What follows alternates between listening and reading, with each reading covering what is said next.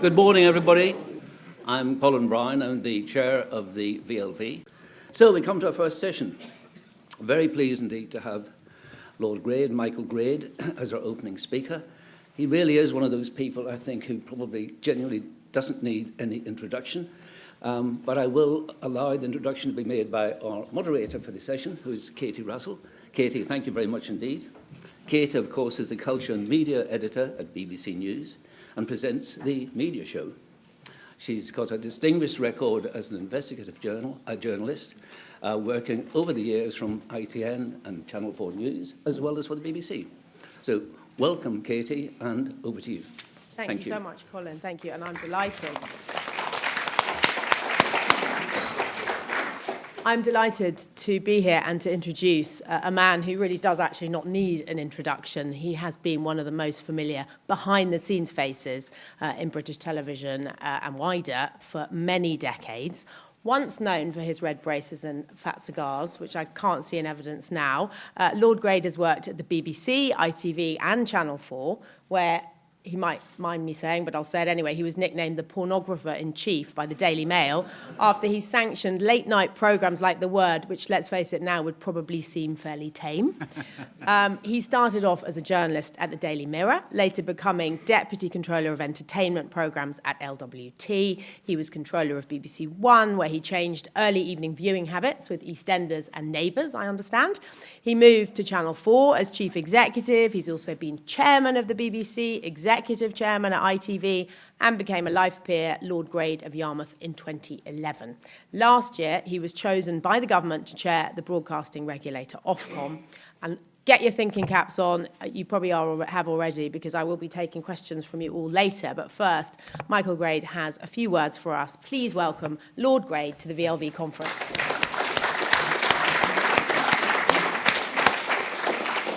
Thank you very much, Katie. And good morning, everyone. As an old broadcasting fossil, I think it's appropriate that we're speaking at the Geological Society today.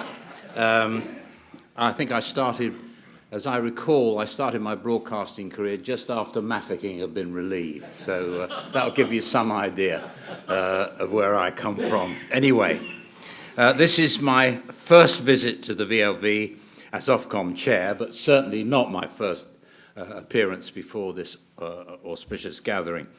And it's a chance for me to catch up on the invaluable work that you do to support our public service broadcasting sector. I know you share my admiration for the astonishing breadth and quality that our industry provides for British viewers and listeners. In deciding what to talk about today, I could have highlighted the recent work of ITV or Channel 4, two broadcasters whom I once had the privilege of leading. I could have applauded the quality of British-led content on Channel 5, or hailed the programming and cultural achievements of STV, UTV and S4C, not to mention the commercial impact of Sky's UK news and production. Our thriving radio sector is always worthy of a speech in its own right. But we all have trains to catch, and this is not an overnight gig so far as I know. So I will confine my thoughts to the future of our cornerstone broadcaster. Now, whenever people talk about the future of the BBC, they usually go straight to the licence fee. Is it sustainable? Is it justified? If not, how should the BBC be funded? Well, these are fundamental questions, of course. But to start with the funding question is, I would venture, a rather odd way of debating something so important. It puts the end credits before the opening titles, as it were. We should start by asking, what kind of BBC do we want? Is our future BBC to be a powerful media institution, a nimble, flexible production house able to keep pace with growing field of competitors, or simply a niche operator restricted to arts and ceremonial events? Now, I should start with a very clear disclaimer. This is not a question that Ofcom is here to answer. We may or may not be asked to advise and to participate in the debate to come, but the decisions on the scope and role of our national broadcaster are for government and Parliament and for the national debate. Let me instead be very clear. I'm offering some personal views as someone who cares about our creative industries. I also hope I can draw on my 2 terms at the BBC, first as a programme executive, but much later as chair. When I was chair, I was leading the BBC's campaign, yet another campaign for a new charter with the Blair government. This was no easy task. Meeting my team to discuss our strategic approach, it felt like we'd already faced a lifetime of commentary, criticism, and advice. Everywhere I turned, there were calls for reforming the BBC's governance, funding, mission, you name it. At one point in that meeting, I must confess, I rather lost it. Everyone seems to think they own the BBC, I exclaimed. They do, replied the head of my secretariat. That's true, and we must never forget that. And at one point, and of course, he was right. Every viewer and listener has the right to have their opinion heard, and in the VLV, they have an important voice. So, what do we want the BBC to be? Let's take a step back and consider our broadcasting ecology. What we have achieved in the UK, perhaps better than any other country in the world, is a media sector that retains a public service ethos where the bottom line sits alongside a public purpose. We are blessed with a powerful mix of public and commercial firms, large and small, from the PSBs to our vibrant independent production sector. Together with our national and regional media, these companies are central to our culture, our creative economy, and our global voice. Helping to achieve that balance, the BBC is a very significant public intervention. But with more commercial players than ever before, are we heading towards a market failure model where the BBC's only role is to provide what the market cannot? Personally, I hope not. That would risk pushing the BBC into a ghetto, undermining its purpose to serve the whole country. Nonetheless, much of the BBC's value does consist in providing what only a public broadcaster can. Programmes made in the UK for our children, ad-free services for everybody, a comprehensive network of local stations and correspondents on the ground. Now, that last point is particularly important. As the economics of commercial local news remain challenging, although the demand remains, the BBC's local services are more important than ever. I appreciate the changes it made to radio schedules were controversial in some quarters recently, but the BBC's overall investment in local services has been maintained, and its radio stations will continue to provide quality local content at times when most people are listening. For Ofcom, what matters is that all audiences can enjoy local BBC content in the format and on the devices that they expect. The BBC's moves into the nations and regions, likewise, has been important to maintaining its relevance to the whole of the UK. I supported that vision in my time at the BBC and was hugely supportive in the big move to Salford. It remains crucial to the corporation's relevance. Ofcom's research consistently shows that people want programmes that authentically reflect modern life, culture and values across the UK's nations and regions.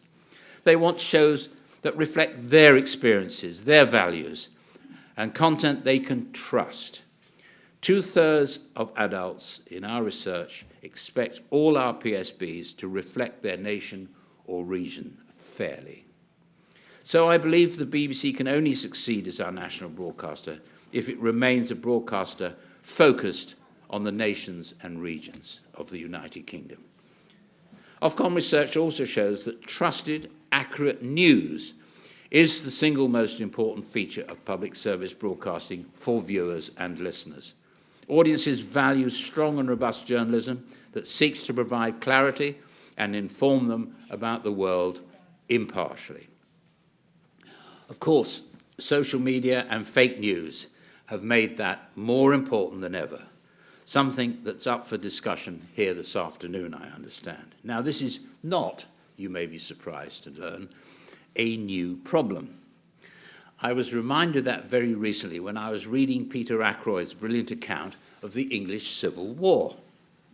He recounts that following the first schism between Charles I and Parliament, there followed an unprecedented outflow of pamphlets, news sheets and posters circulated throughout the land, from the alehouses to coffee shops, the pulpit and street corners.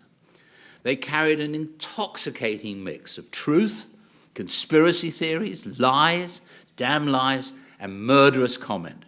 Fake news, in fact, in the 17th century, the social media of its day. So this is not a new phenomenon. I was struck by the similarities with today's online world of misinformation and deep fake AI, etc. Perhaps it's not surprising that Ofcom, newly empowered as the online safety regulator, measures trust in social media at just 40%. And I'm surprised it's as high as that. Compare that to trust in regulated TV, it's close to 70%. And the BBC is vital to maintaining that because of its reach. BBC One alone is watched by around half of the population.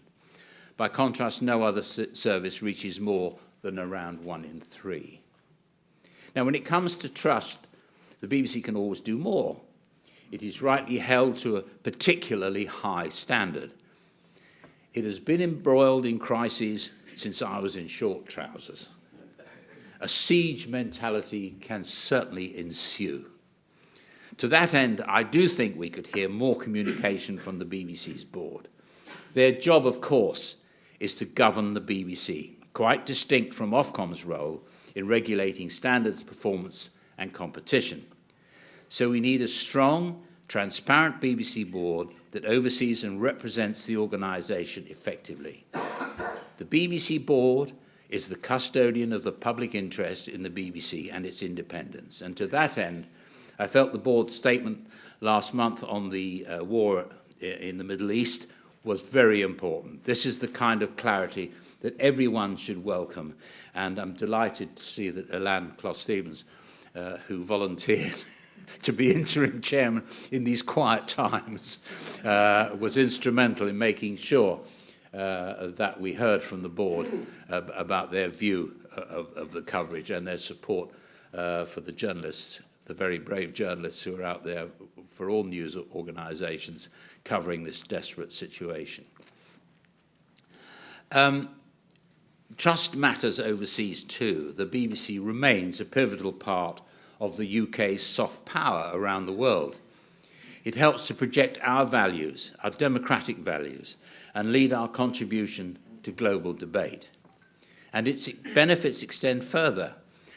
I've seen with my own eyes the BBC's capacity for promoting social mobility. I once worked in a previous existence with the son of a ship worker from Stockton-on-Tees. He had a bit of a flair for drawing and managed to get a lowly job at the BBC as a trainee, junior, trainee set designer. Then an assistant art director. He went on to become one of Britain's greatest film directors, Ridley Scott. Can't help plugging Napoleon, for those of you who haven't seen it. Sensational piece of filmmaking from somebody who started life, his first directing job was on Z-Cars all those years. That was a show years ago, folks, when it was all fields around here in those days, I tell you. But Ridley's story is by no means unusual. The industry, led by the BBC, can be a place of opportunity for those who might otherwise lack it, especially outside London. But there's much more to do, always, on diversity across all broadcasters, especially behind the cameras and on the executive floor. So the hallmarks of a successful BBC are a strong broadcaster with the reach and confidence to act as a bulwark against the tides of misinformation and fake news. A local broadcaster that reflects the experience and culture of people across the UK and its nations. a broadcaster that continues to offer something for everyone, and I mean everyone, helping to cohere our sense of national identity and represent our place in the world. And once the scope and the nature of the BBC is determined, only then can its cost be determined. This is clearly a tough financial climate for everyone. The BBC is regularly having to make very difficult choices about which services to prioritise and where to redirect its resources. On top of this, audience habits are changing dramatically with technology. Any government entering a charter review will need to consider wider demands on the public pocket. Ofcom will not, I'm happy to say, be involved in those discussions. But here I will offer, if I may, just one more general observation and personal. Whatever future funding the BBC should receive, it must be about sustaining the economic benefits of our creative industries, one of the great British success stories of the last 50 years. Our industry talent, from chippies, grips, screenwriters, designers, makeup, special effects, directors, acting, in demand all over the world. The BBC is a great talent nursery that we must treasure. And British audiences enjoy a rich, varied diet of British-made programmes made by British programme makers for British audiences. That's the strength of the BBC and our other public service broadcasters. It lies in their ability to appeal to people from all backgrounds, to reach and serve all parts of the UK. PSB is the place where culture meets commerce. We must never forsake that heritage. The streamers cannot match this. The quality and influence of our broadcasting sector has been a triumph of public policy through the decades. We should do nothing to put that at risk. And I am certain that Parliament will have that in mind as it reviews the future role of the BBC and whether the licence fee remains the best way to fund it. I was quoted once when I was at Channel 4 saying, "It's the BBC that keeps the rest of us honest." I stand by that comment. In the meantime, the VLV has my commitment that Ofcom will continue upholding the BBC's standards and performance. We will keep lending clear evidence and analysis to the debate, carrying out in-depth studies into the needs and expectations of audiences across the land. As the government's media bill passes through Parliament, we stand ready to implement new regulation that will help support the BBC and all our PSBs. And we will keep working with you and listening to you, the voice of those viewers and listeners, to understand your vision for how our national broadcasters need and might evolve. Thank you.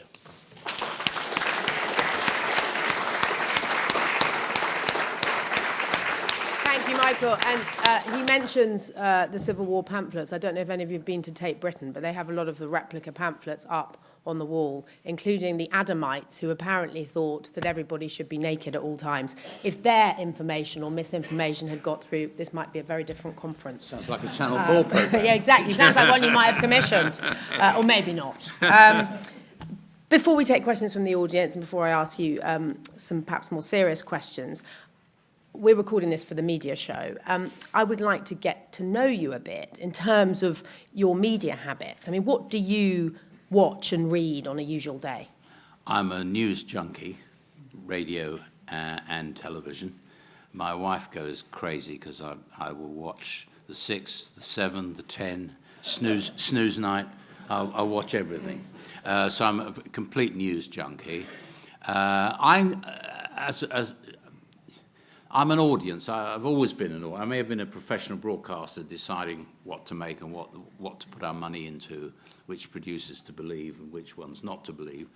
But in the end, I'm an audience, and I just, any program that's well made and crafted and has real skill behind it and talent, I'll watch it.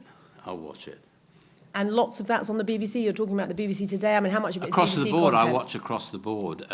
You only have so many hours. This is the problem for all audiences. This is the problem for broadcasters.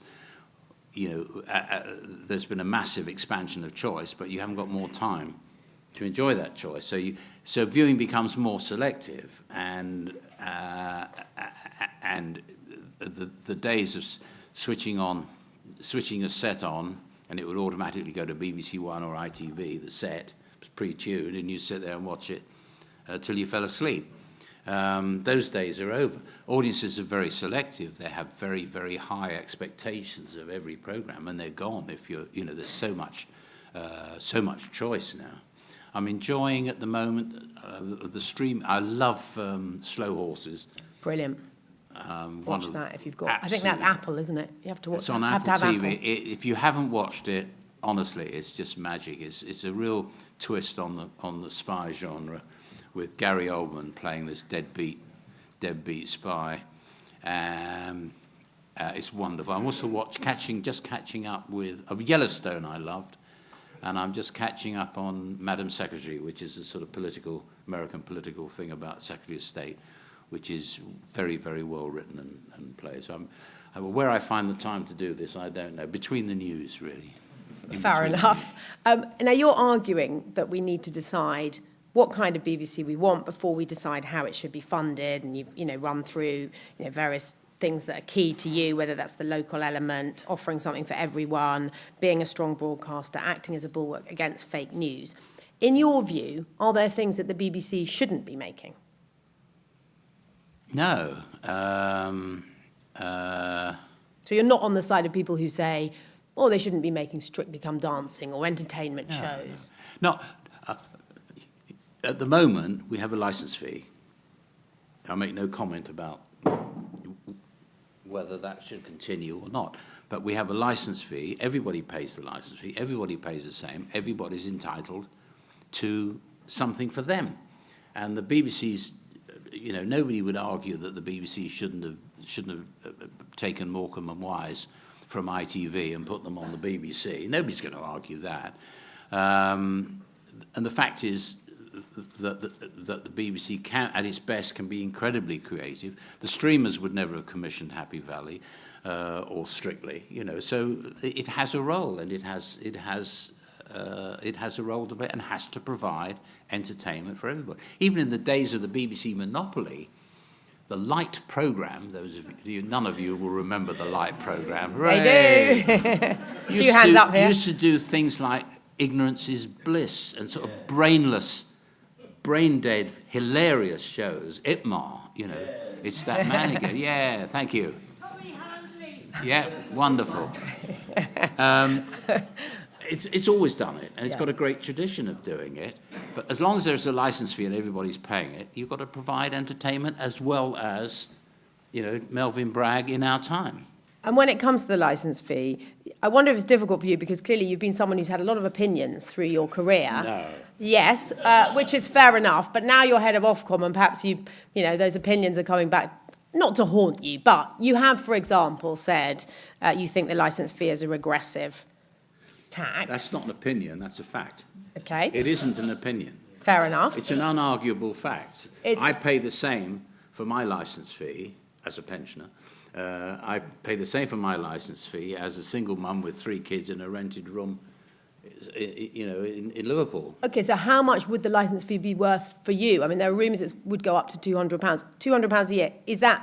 Do you think it's worth that money for you? I think you've got to address the regressive nature of it before you decide that. But would you be willing to pay more than £200 so that other people paid less? Yes, I have to ask the wife first, but she might tell you that you'd have to stop watching news. There'd have to be some quid pro quo. And sport. Okay. You watched football last night. It's a different game, darling. Okay, so what you want to end up really in personal terms, you're not speaking for Ofcom here, but you would like to end up in a situation where people who can afford to pay more and people who can't afford to pay less. No, if it's decided after the great debate that we're going to have in Charter Review that the licence fee or some form of licence fee should continue, universal licence fee, then I would argue that it shouldn't be regressive. But we haven't got to that stage yet. We still don't, we still haven't had the debate about what we want from the BBC, what it should cost, and then how it's funded. Because there are a lot of people who would argue for subscription, a lot of people who would argue for advertising. There are all kinds of. What would you argue for? I'll let the debate happen. I think there's a big decision. If you put the BBC into competition for revenue, you can't expect the same outcome. You know, you can't expect Fleabag and some of the more esoteric risks that the BBC has taken. If I had a criticism of the BBC, it doesn't take enough risks creatively. But that's speaking personally. But that possibly may be relating to budgets. No, it's not to do with with budget. It's to do with the fact that the BBC is not in competition for revenue. You know, I can understand ITV, Channel 4, Channel 5 not wanting to take massive creative risks because it hits their bottom line. It's a very competitive market. The advertising market is incredibly competitive now, more competitive than not. When I was in ITV the first time, you know, the advertising sales director never came in on a Wednesday because it buggered up both weekends. We had a monopoly. The money just poured in, you know. That's my husband's favourite quote. It wasn't down to him, it was somebody else, some lord, somebody who said that first, I think. But, you know, I understand, you know, we'd like to only have to work on, well, in the middle of the week and not worry about the weekends. You've been a BBC executive, as I said. You've also got huge amounts of commercial experience. And the BBC is becoming more commercial. Take Doctor Who, which you famously axed in the 1980s. The new version is now a big budget co-production with Disney and the independent production company Bad Wolf. Is that the right direction of travel, do you think, for the BBC? There's no question that the licence fee payers give the money to the BBC to invest in programming.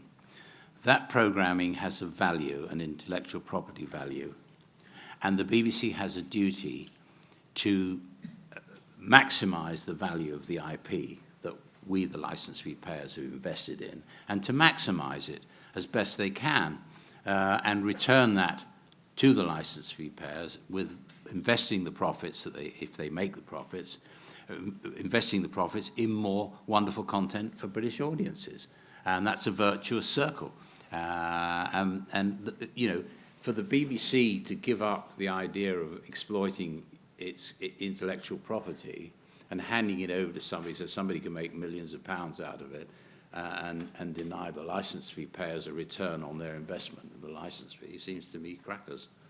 So the BBC needs to ensure it keeps those rights and keeps the money itself. Well, it's a commercial negotiation. There are terms of trade and all that. But yes, there is a pot to be shared.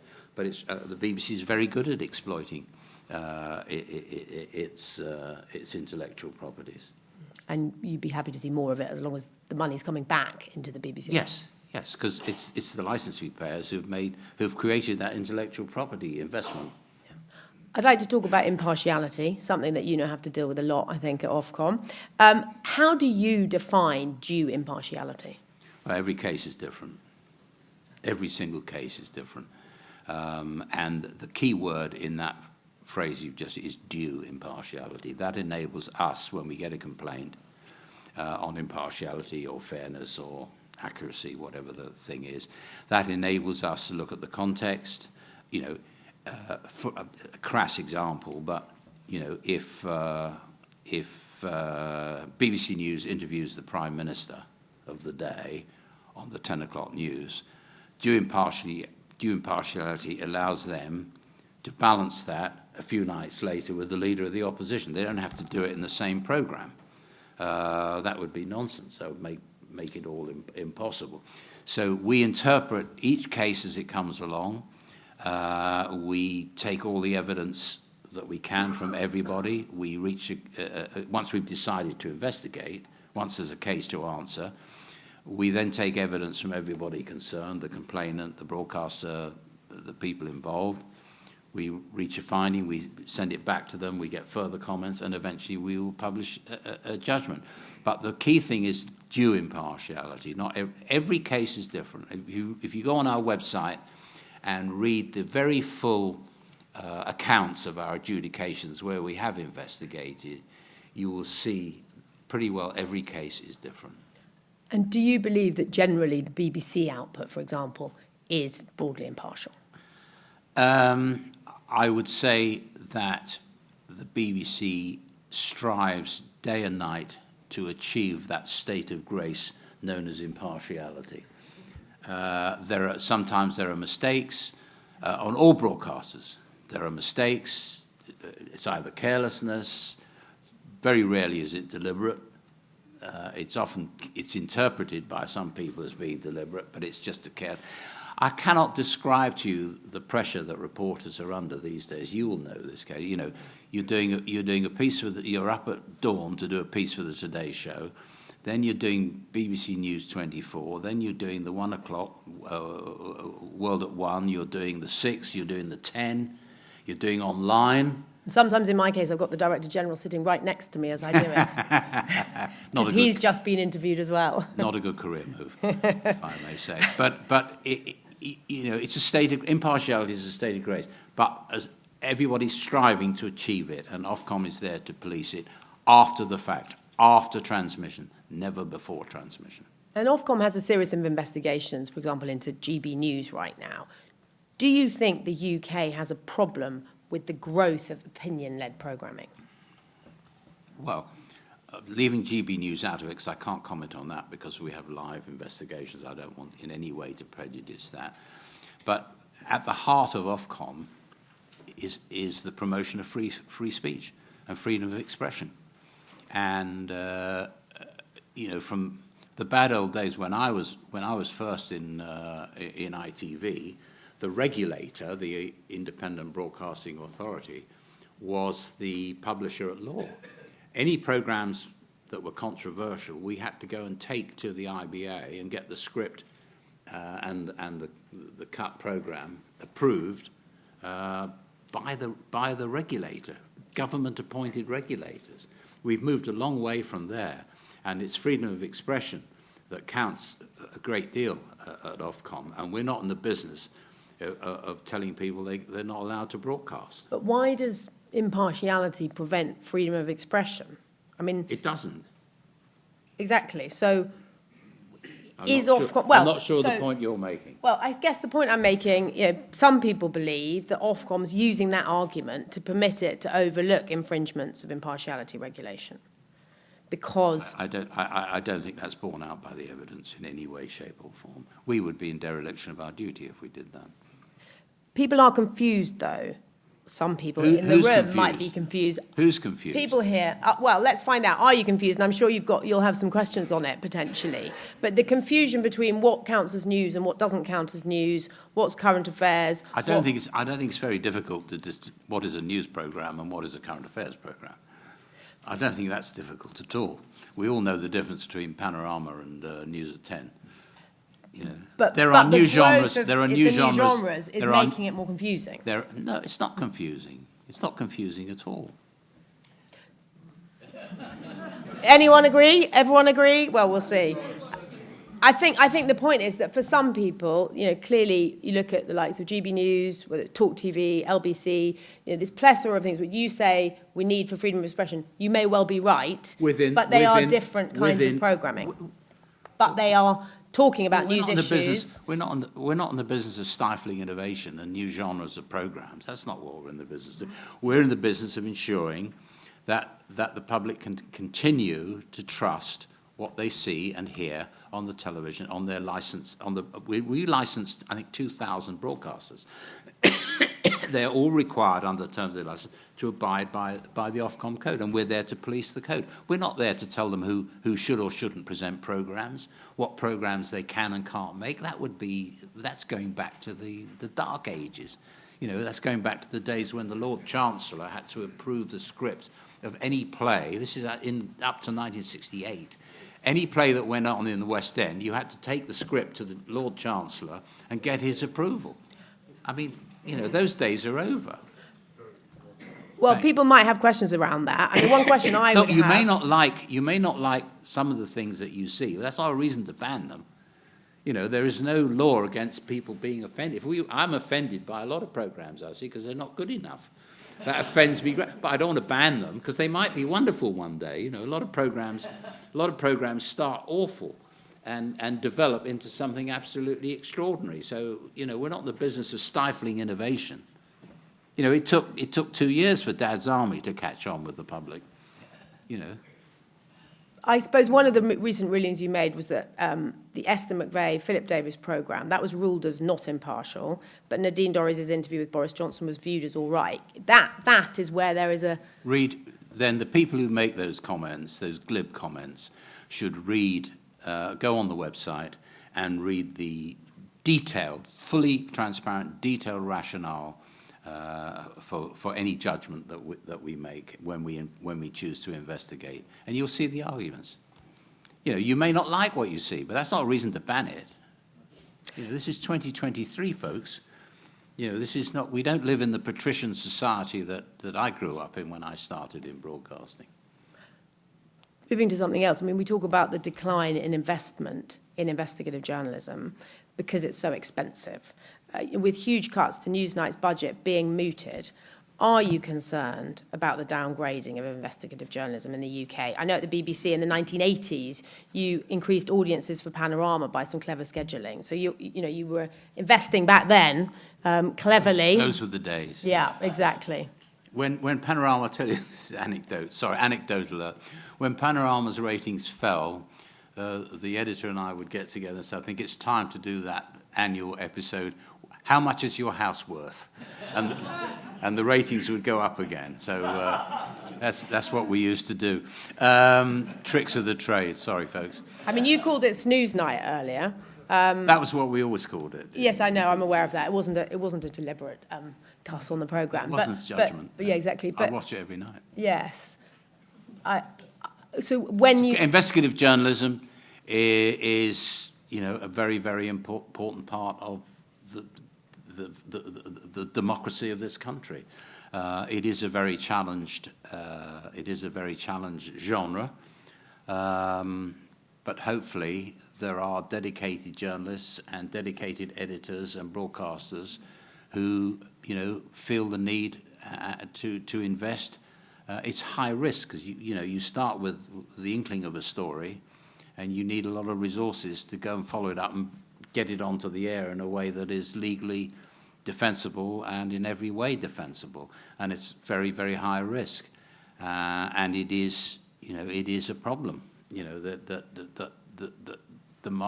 days of when I started in ITV, there was This Week, World in Action in prime time, and Weekend World on Sunday lunchtime. Where have they gone? It's just a fact of the way the commercial market has gone. But how do you protect it? It's a very big question. I don't know the answer. I genuinely don't know the answer. I just hope that there are enough people who care about this particular genre in power in broadcasting who will put the resources into it. And if the reports are true, written by people in this room about Newsnight becoming a chat show, as an avid viewer of Newsnight, how will you feel about that? It's a decision for the BBC. It's not a decision for me. Every time a long-running programme gets changed, there's an outcry. When I cancelled Doctor Who, I can't tell you what I was in those days. There was a massive pile-on without social media, I hasten to add. I think the radio still had valves in those days, but it always happens, and people have a particular affection for certain programs, and it's bound to happen. But change has to. Innovation is the lifeblood. We have to be ahead of audience tastes if you're in broadcasting, not slaves. I'm about to take questions from the audience, but I did just want to ask you one about Ofcom and your role, because some people here will be aware of the claim made by the former Culture Secretary Nadine Dorries recently of skullduggery surrounding your appointment. She says you were her first choice to run Ofcom, but pressure was put on her by, amongst others, Sir Robbie Gibb, who is on the BBC board, to appoint someone else. And your name was even switched, she says, in the correspondence that went to the then PM. What do you know about this? I know what I've read, that's all I know. All I know is what I've read. I enjoyed reading it. Do you think it's true? When books are written, factual books, the first thing you do is read the index, isn't it? See where your name is. Your name's presumably usually in it. I assume so, yes. I haven't read the book. I have read the extract. Complete news to me. Do you think it's true? I have no idea. I have no idea. I've no way of knowing. And how independent do you feel Ofcom is from the government? Oh, completely. I mean, that's the core of our... If we weren't, you know, the judgments that we make across all the sectors that we regulate, whether it's fixed broadband, telecoms, spectrum, you name it, wherever we go, our judgments would not stick if the people we're regulating thought we were politically motivated. So the independence, the political independence of Ofcom is as important as the political independence of the BBC, and we guard that with our lives at Ofcom. And how often do you speak to ministers or the Secretary of State? Very rarely. I mean, if they want to see me, I'll go in. Or if there's, particularly when there's legislation going, the online safety, we have quite a lot of meetings on the online safety bill, not always with the Secretary of State, but with the officials, the bill team, and the ministers, and so on. It's part of life. But I don't feel. Look, all my life in broadcasting, I've had to withstand political pressure of one kind and another, whether it was Mrs. Thatcher and Real Lives, giving the IRA the oxygen of publicity in that famous upset, all the way through, and always resisted it, always managed to resist it, and Ofcom's no exception. But you're not going to be able to resist the political pressure from this audience, or at least the questioning pressure. I'm hoping that some people do have some questions. We haven't even talked about the media bill, but perhaps that will come up.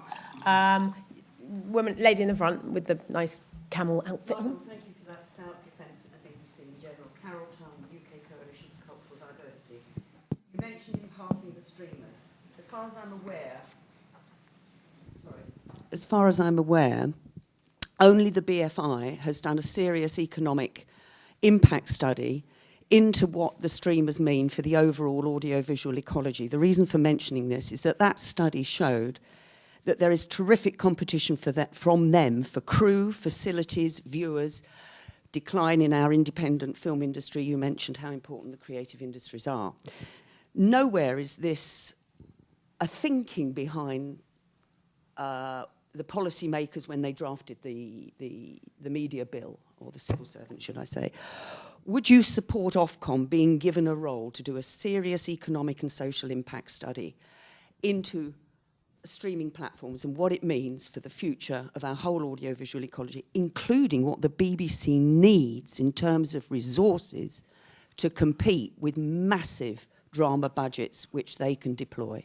Thank you. Forgive me for not immediately saying we're going to spend millions on a review.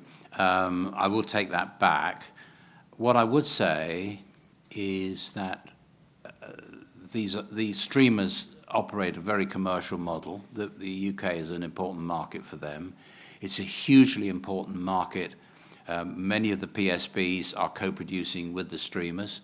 The independent sector, production sector, many of them doing incredibly well, selling ideas and programs to the streamers. They're a very important source of investment in British production, the British production infrastructure, and British talent. I don't have a problem with it. Anybody else? Gentleman there with his hand up. Yeah. Microphone's coming. It's coming your way, so just hold on. Hi, thanks, Katie. Ivor Gaber, University of Sussex, and VLV.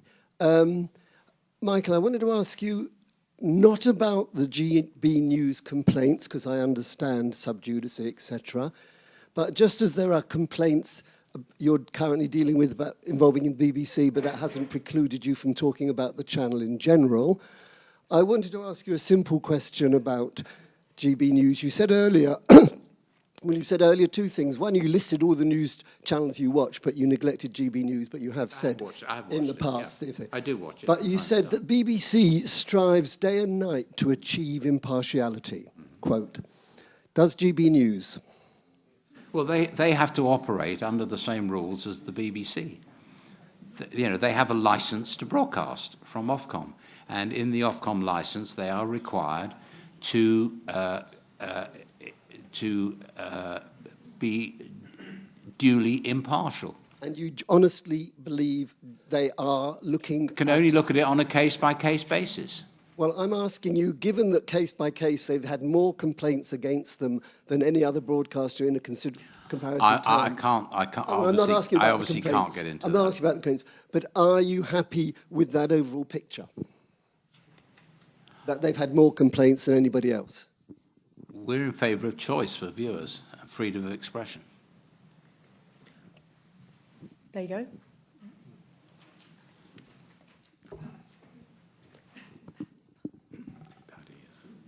Hello, Patrick Barwise from London Business Hello, School. Patrick. Thanks for your help on the last charter review that I was involved Indeed. in. But congratulations on the new job, however you got it, you know.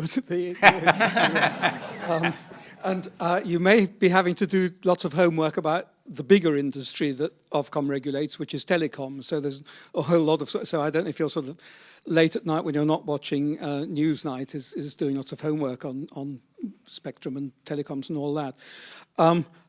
I was encouraged, and I suspect most VLV members would be encouraged by what you said about the importance of the BBC not being narrowed down to a market failure model. I think that belief, people like John Whittingdale, I think, still do essentially hold that belief. But I hope that that's going to be something which, although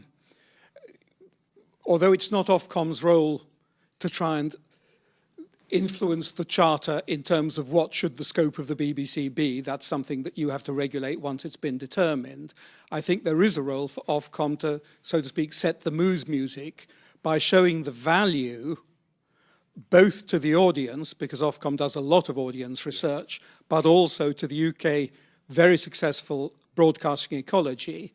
So I think there is a sort of grey area in which, in my view, Ofcom does have a choice, which is not telling the government what should be in the charter, but is demonstrating the value of that broad BBC. And I think that will also set the tone for the funding. What's your question? The question is, do you agree? Opinions count for nothing at Ofcom. We're not in the business of using opinions. My opinion, anybody in the broadcasting department of Ofcom, Melanie, the chief executive, the board, our opinions count for nothing. Our interest, our contribution will always come from what we think the audience, what the audience is. Big screen, small debate, or small screen, big debate, which was the big review of public service broadcasting. We'll be doing another review of public service broadcasting.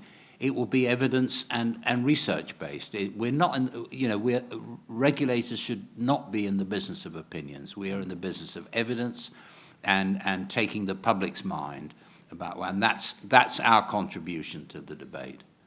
And the ecology as well.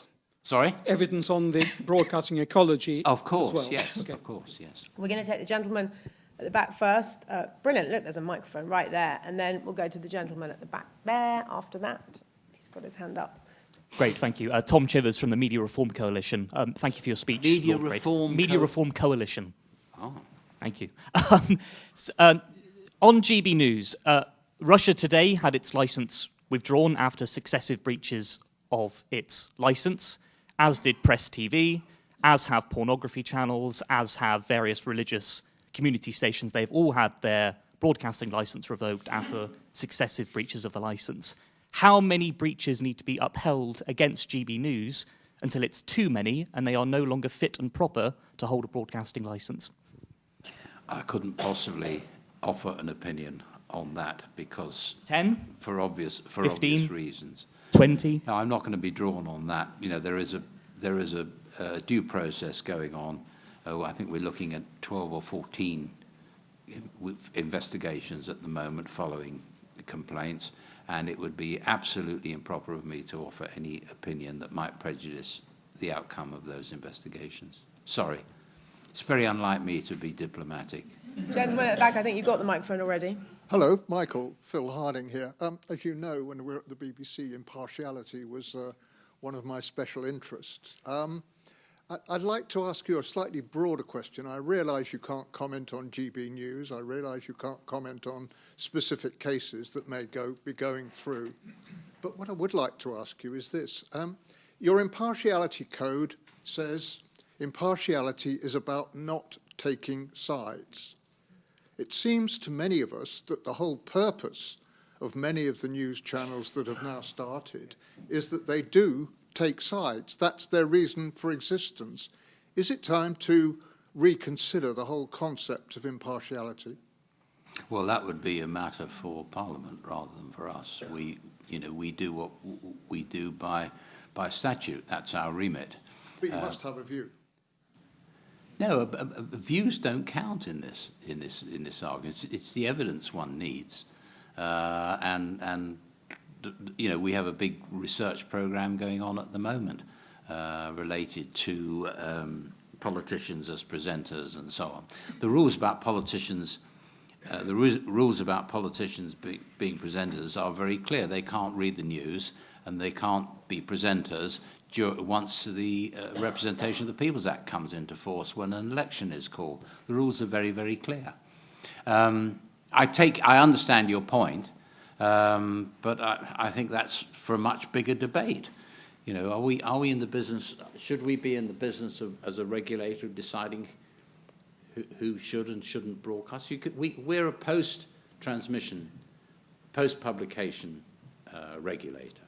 We're not in the business of making judgments about who should or shouldn't be on television, what programs should or shouldn't be, what channels should or shouldn't. As long as they abide by the rules, they abide by the rules. I'm sorry, if you don't like certain channels, it's not a reason to ban them. Can I say? I'm very surprised to hear a very senior and wonderful journalist like Phil sort of arguing that there should be some kind of restrictions on freedom of expression, freedom of ideas. I'll come back on that. I thought you might. I think do you want to say something else? Or are you happy? No, he's happy. No, you're happy. He's happy. He's happy. He's happy. Gentleman here, then the woman there afterwards. And then... Sorry, you're hidden. Morning, hello. Sorry, I'm peeking around the corner. Morning, Lord Grade. My name's Jake. I work for Deadline, an American publication. We saw in the King's Speech that Ofcom is now going to be handed new powers to regulate video on demand. I think this is going to be really interesting going forward, so you'll be looking more carefully at the likes of Netflix and Disney Plus. Those streaming services are already lobbying against these regulations. The likes of Netflix and Disney Plus have said that they will preemptively remove content from their services to avoid falling foul of these new regulations. Do you think that will be a good outcome for British audiences? I don't think it will be the outcome. I think there's, people who've never been regulated always have a fear when regulation comes in. But I think they need have no fears, to be honest. I think it's an academic, it's a bit of lobbying. Given the choice, you'd rather not be regulated. Given the choice, if you're a business, you'd much rather not be regulated. And when regulation comes in or is mooted, you'll argue against it, of course, and you'll over-egg the arguments and try and frighten the life out of everybody that the puppy gets it. If we get regulated, it isn't going to be like that. They have no fears. You have the microphone. The room is yours. Pat Harvey, artist, writer and producer, member of VLV. Who created Ofcom? How does it relate to things like Ofgen and Ofsted? And what is its aim? Ofcom was the successor to the old broadcasting regulator, the Independent Television Commission. I think it was the ITC that was eventually dropped. What date was that? God knows. How many? 20 years ago. Thank you very much. Thank you. 20 years ago. 20 years? And Ofcom, as it's transpired, has turned out to be a quite smart bit of policy making, because the sectors that we regulate have all converged. For example, BT is in telephony, mobile telephony, broadband, content, and streaming. So Sky is in all those sectors. So as a converged regulator, we have a view of the whole piece. So it's quite a sensible piece of policy. I'm not quite sure what your concern is about Ofcom, if I may ask. I was just trying to get some clarity in my brain as to actually what it is, how it originated, and what it's aiming to do. Well, its aim is to ensure fair competition, to ensure that consumers get choice and that the markets work effectively and that licensed broadcasters abide by the codes that are laid down. Now, we are running out of time, but I will just take a couple more, or as many as we can fit, which is the gentleman here in the glasses, because he's had his hand up since the very beginning. Then perhaps I could take you, sir. Peter, yes. Peter York from the Media Society. Part of your briefing pack must have included the Dominion case. The Dominion case. That's the Fox News call. Fox News. Oh, yeah, the Dominion case. Yeah. Showed that everyone in Fox News, management, presenters, and Rupert, lied at every point about everything, particularly the America dividing issue of whether Trump had actually won the 2020 election or not. There's going to be more of that. It's all fantastically revealing of another media landscape which we should be mindful of, lest it come here. In 2004, Dominic Cummings, you'll be aware of Dominic Cummings. Dominic Cummings, in a sort of briefing document, a vlog found by the Wayback Machine, said, we've got to do, in effect, the Conservative Party cannot continue to exist unless we destroy the BBC. I'm paraphrasing, but it's pretty much that. And what's the question? One of the things, I'm getting because we are running out of time. One of the things he said, in order to destroy the BBC, is very clever, very prescient guy. We had to have a Fox News UK. GB News is owned by two immensely rich hedge fund traders. Should such people be allowed to own broadcasters? Well, there is a fit and proper test. Have you read, there's a very direct thought about hedge fund traders, a very particular sort of sector. Well, being rich, I don't think should be a barrier to owning a broadcaster, which is where your question leads. Hedge fund traders. Think about it. Well, there is a fit and proper test. Yes, well, do it.